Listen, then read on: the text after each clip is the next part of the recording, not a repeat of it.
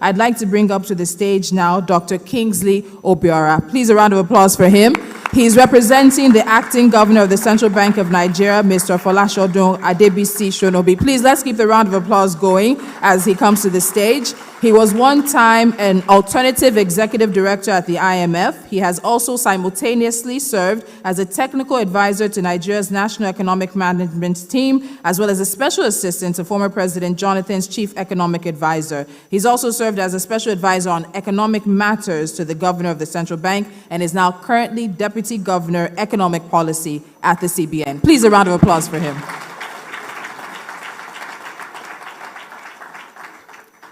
Good morning, everyone. It's a real delight to be here this morning. Let me begin by sending the apologies of my boss, the acting governor of the central bank. He had made full plans to be here himself, but God's plans superseded his own. And he told me yesterday to be here to represent him.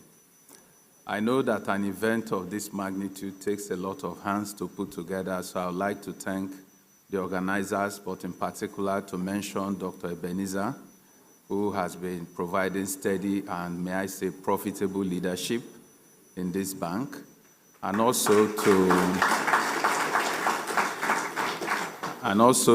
Mr. Lawani, who really followed up with me yesterday and just would not take no for an answer when I asked if I could do Zoom in. He just refused. So thank you very much.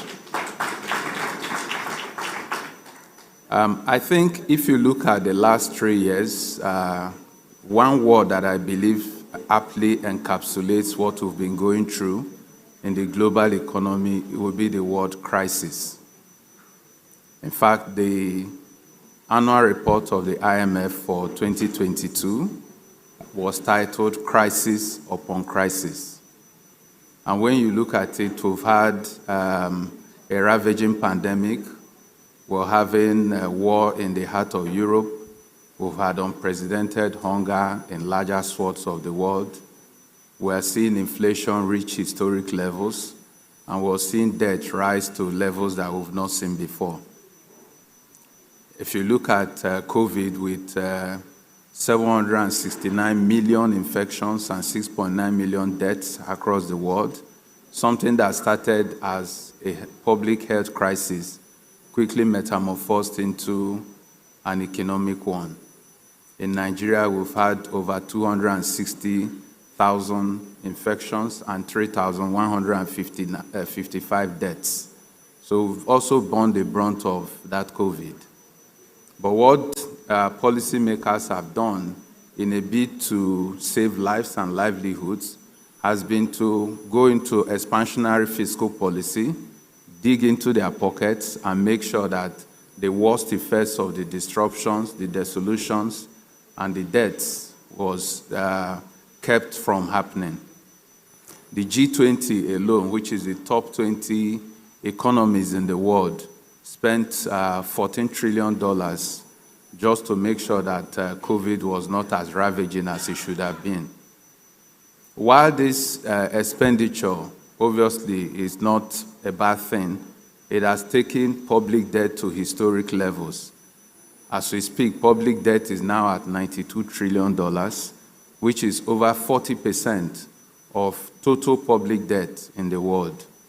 And just to put it in historical perspective, that is the highest level of public debt we now have in the last 60 years. In Nigeria, we have also seen our public debt growing gradually from 37.3% last year. It is projected to end this year at 38.2%. All of this means, though, that we are seeing inflation too at historic levels. We know that the war between Russia and Ukraine, as we know, Russia and Ukraine are very important commodity exporters. Both of them account for 50% of oilseeds exports in the world and 30% of sunflower exports. So when such a region is in war, then you know what will happen to food prices around the world. We know too that there's been a shift in demand from goods to services, and as you know, services are usually more expensive.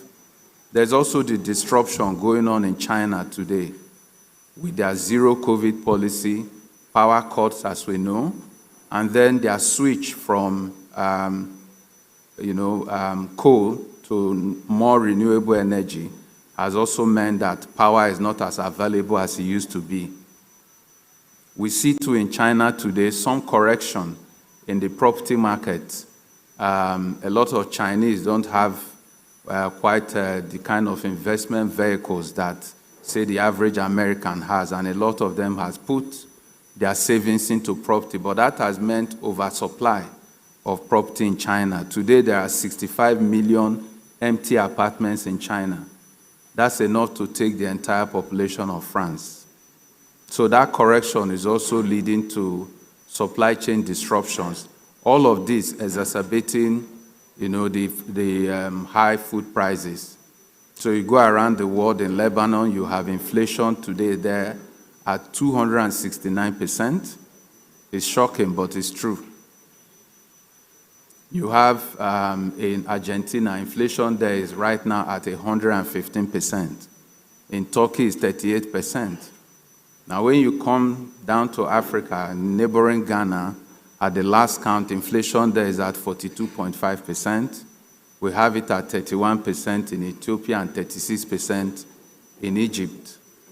So, in your dear country, we are 22.8%. When you hear these figures, it tells you that we're not doing as badly. But all of this has also affected economic growth itself. Today, the IMF has revised growth downwards from 3.5% to 3% this year and 3% next year. For sub-Saharan Africa, they expect growth to moderate from 4.1% last year to 3.5% this year, but to take back again to just slightly over 4% next year. In Nigeria, they expect us to do 3.2% this year.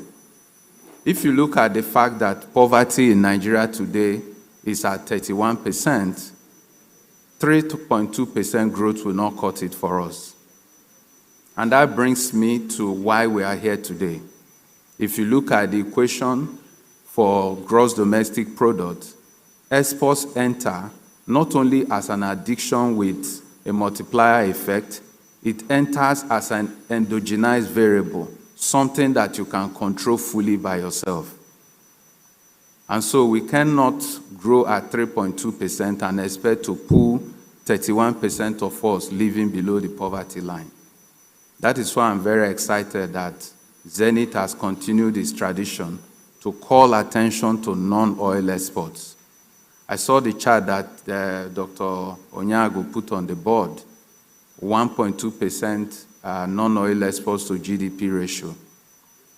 In the decade between 2001 and 2011, the non-oil exports to GDP ratio for Nigeria was 0.8%. And you can imagine that in the next decade, so from 2012 to 2022, I looked at the board, they are still at 1.2%. But we need to be growing much faster.